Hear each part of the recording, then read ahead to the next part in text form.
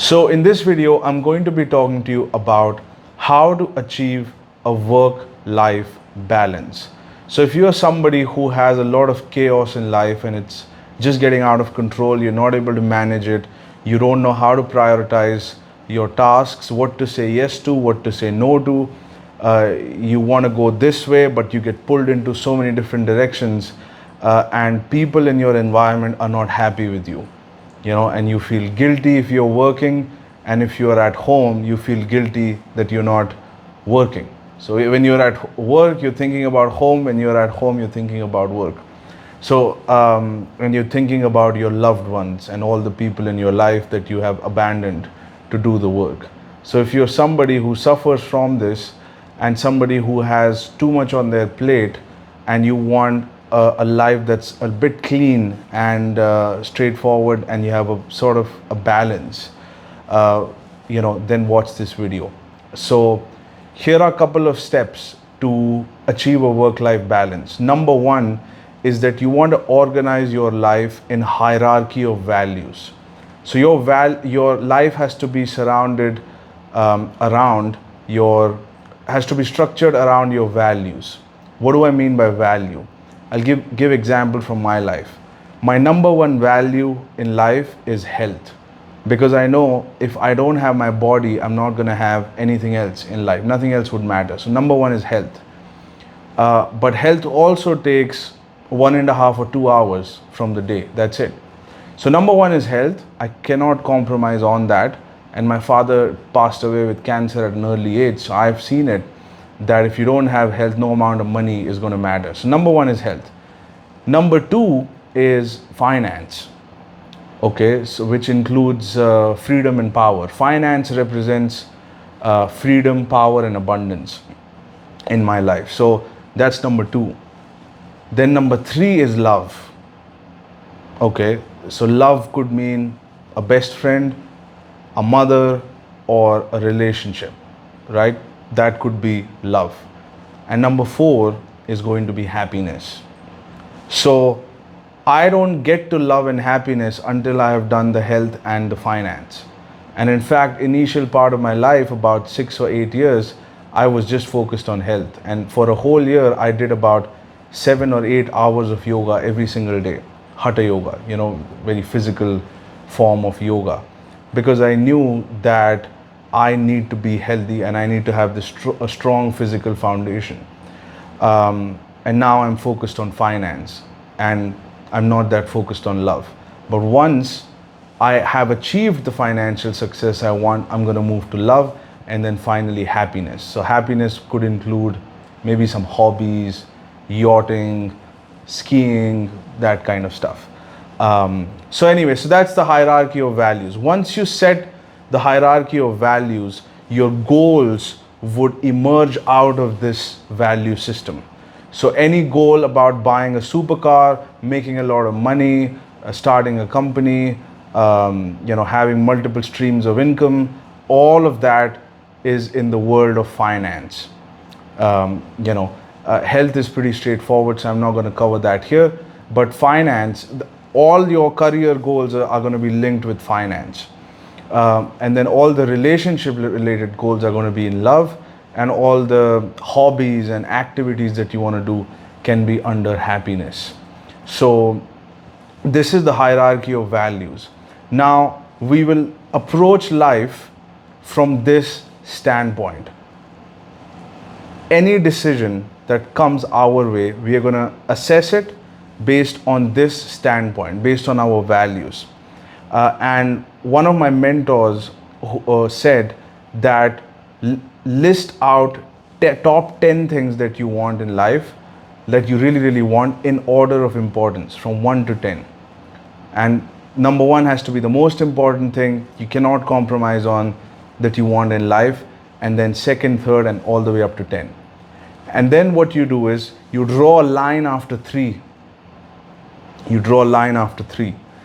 And then you can have those 3, the top 3, you can have them. If you promise yourself you will not focus on any of the tasks below 3. If you do that, you'll have the top 3. So that's work-life balance is you get to have whatever you want as long as you give it priority over other things. So prioritizing your life and really sitting down and having, thinking about what do you want? What do you want out of life? What do you value? What's the most important thing in your life? Some people have happiness as the number one. People who are maybe in Bali, they want to jump in the swimming pool, they want to jump in the ocean. That's all they want to do and have good food. They're on the happiness. They want to watch movies, spend time with their loved ones. They're around happiness. To me, power, freedom, and power is also related to health. So power, freedom, abundance is more important than happiness to me. That's just how I'm wired.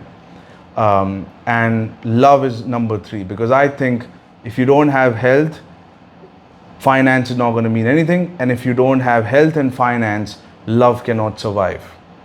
So I have lost women because I didn't have money. And I had love as number 2 in my life. So number 1 was health. Number 2 was love for me before.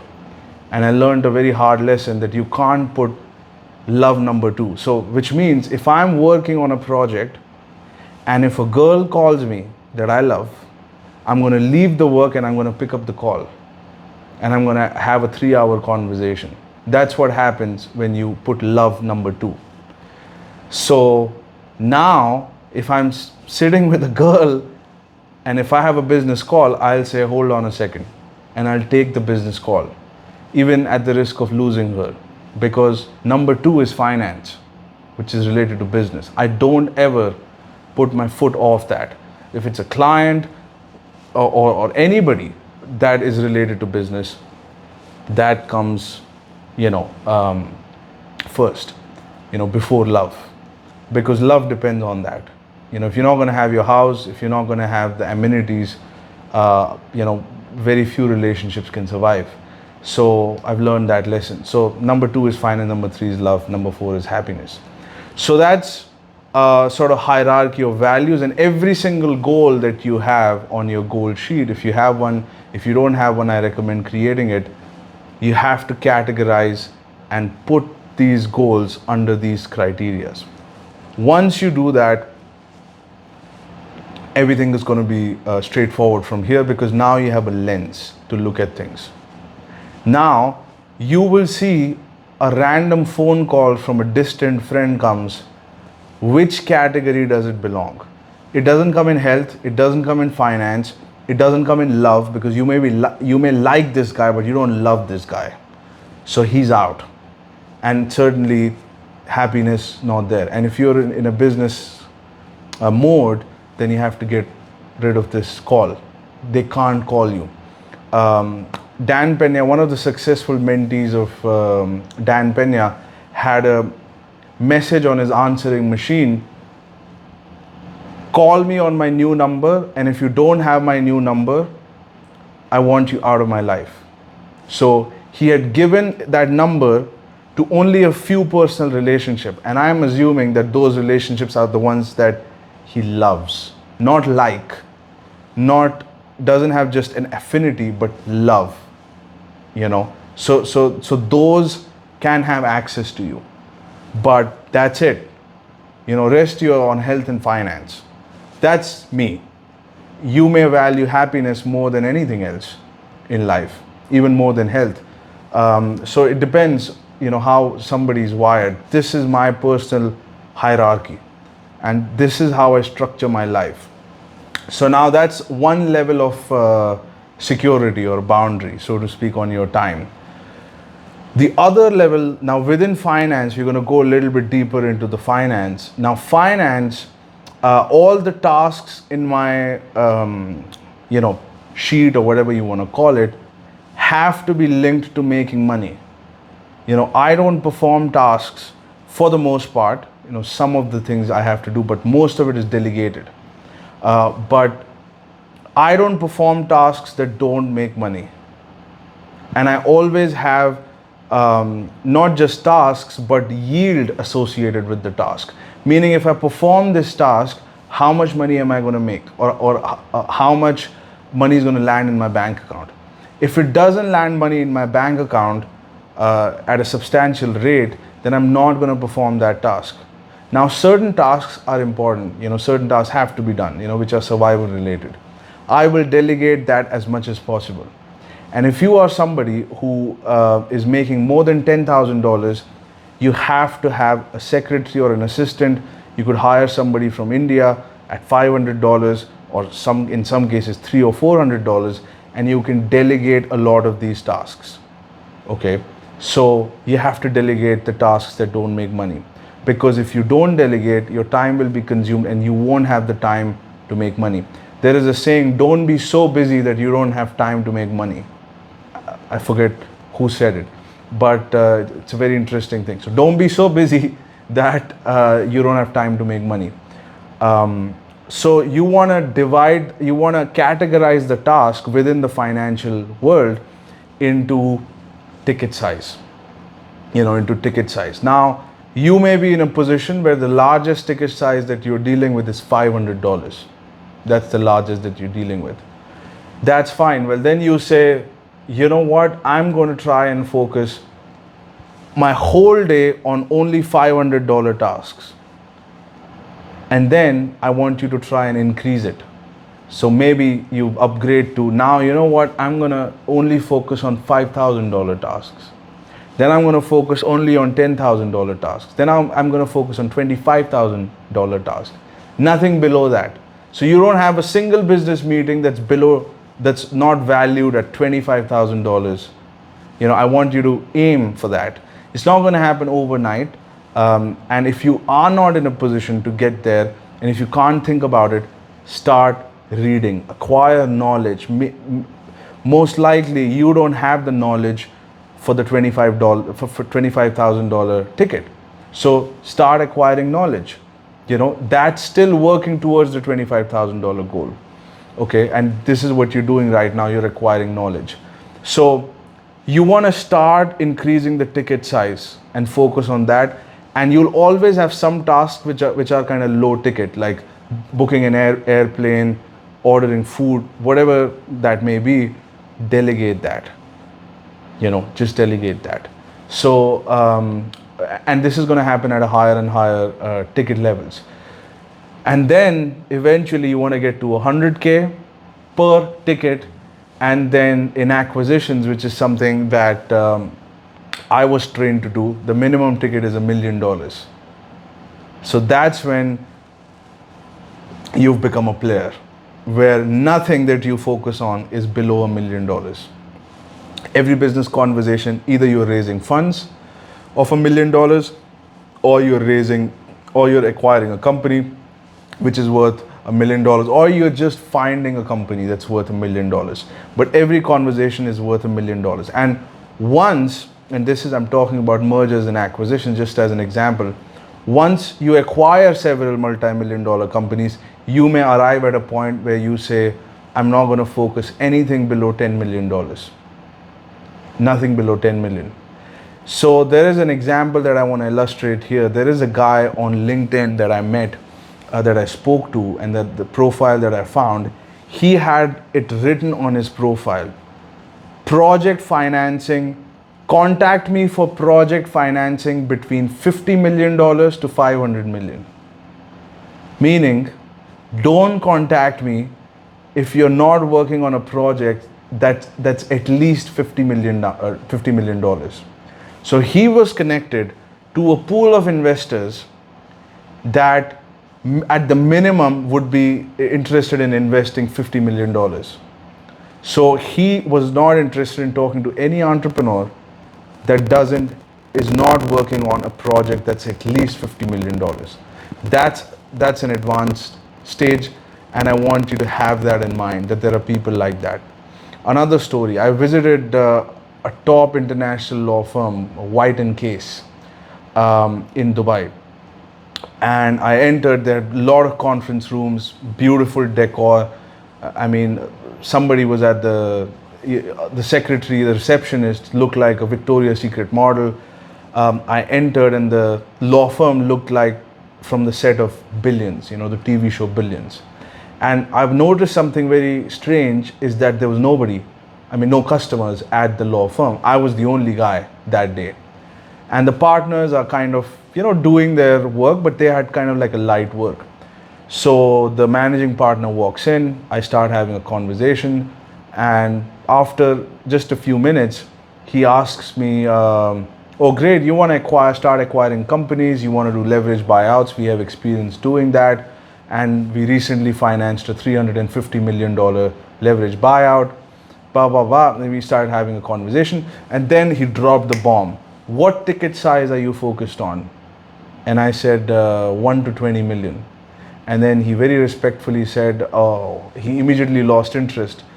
The air got sucked out of the room, and he said, I'm afraid we can't help you because, you know, we're looking at big tickets. We don't get involved in anything, you know, below 20 million or below 50 million. It won't make sense. And then I said, how much do you charge per transaction?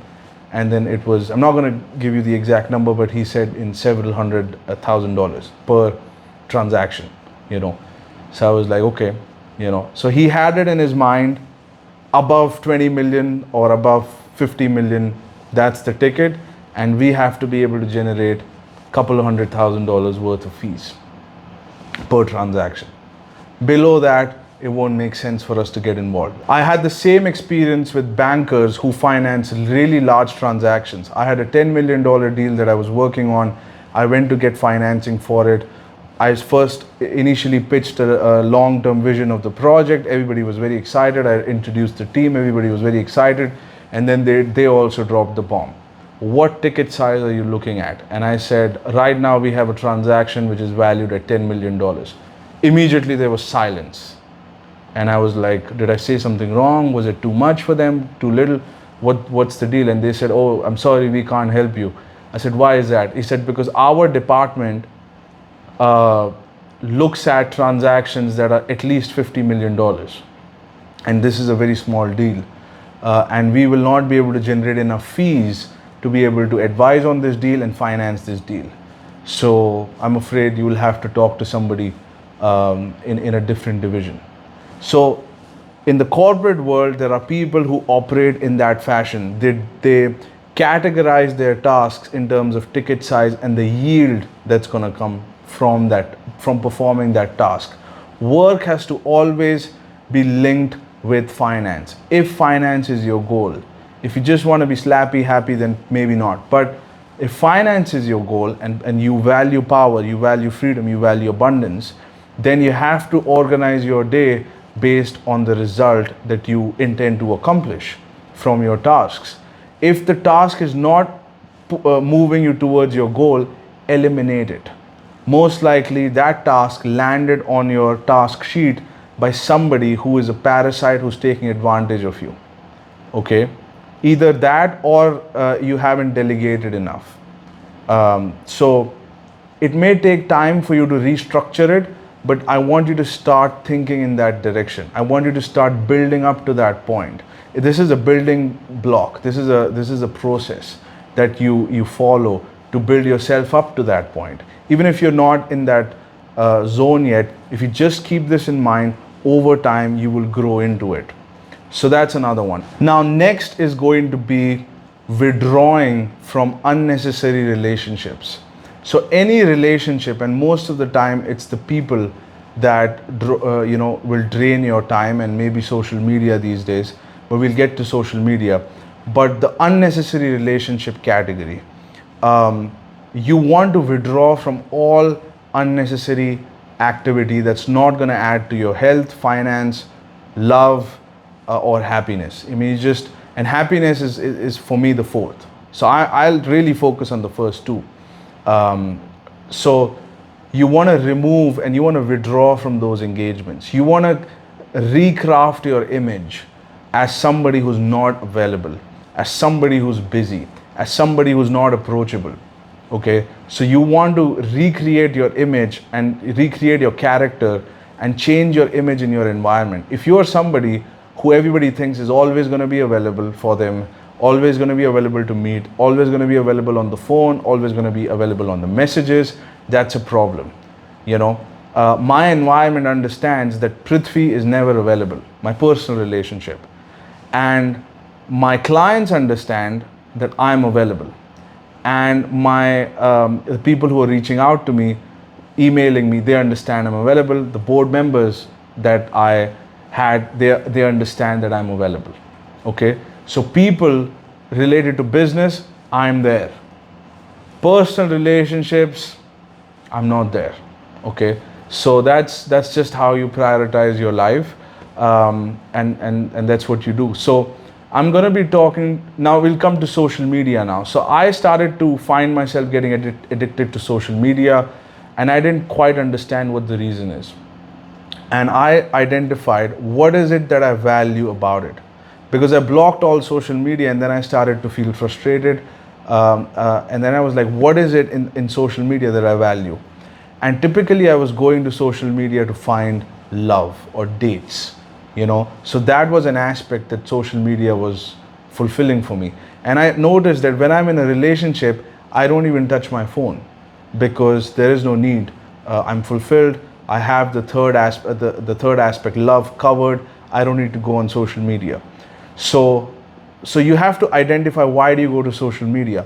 Another reason I was going there, to obtain knowledge, to find mentors, to learn from people, and for me to be able to put myself in a position to go on a higher and higher ticket. So you have to identify the reason why you're going to the social media. If it's going to obtain knowledge, find the channels that you want to follow where you get the knowledge, mark them, be disciplined that you're going to go obtain the knowledge, maybe get out of there, or stay there and keep acquiring knowledge. So you really have to define the purpose. I wouldn't say that you should completely cut out from it. I think it's a valuable tool, but you have to be on the right side of it, and you have to use it with purpose.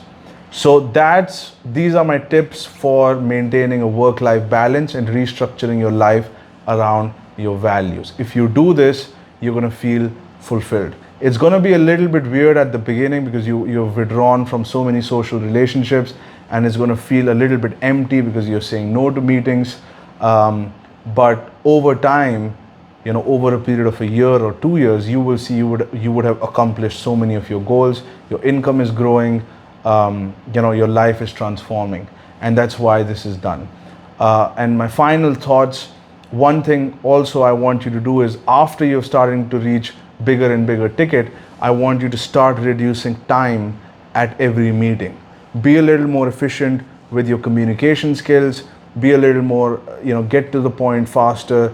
Work on your judgment of character in people, and understand who's serious, who's not. Because let me tell you, there are a lot of people in the business world that are working for a salary.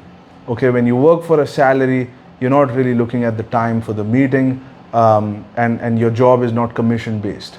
So it doesn't really matter how long you spend at a meeting. So a lot of the people just go to a meeting just to show their boss that they're working. So I've met some bankers that'll just meet you. They have no intention of financing the deal, but they'll just have a conversation with you. So you don't want those people. You want to be able to ascertain within a few minutes of the meeting, is this going somewhere or not? And if it's not, you cut the conversation short. You're going to save a lot of time like that.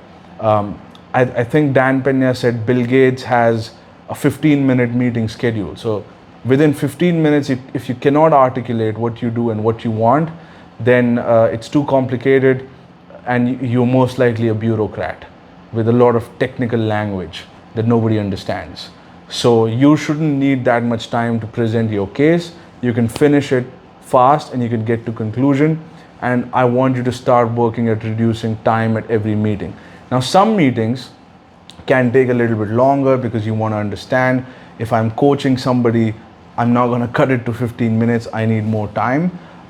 So it depends on situation to situation. So just keep that also in mind. That was my final tip. If you liked the video, hit that subscribe button. Let me know what you think in the comment section, and I'll talk to you soon.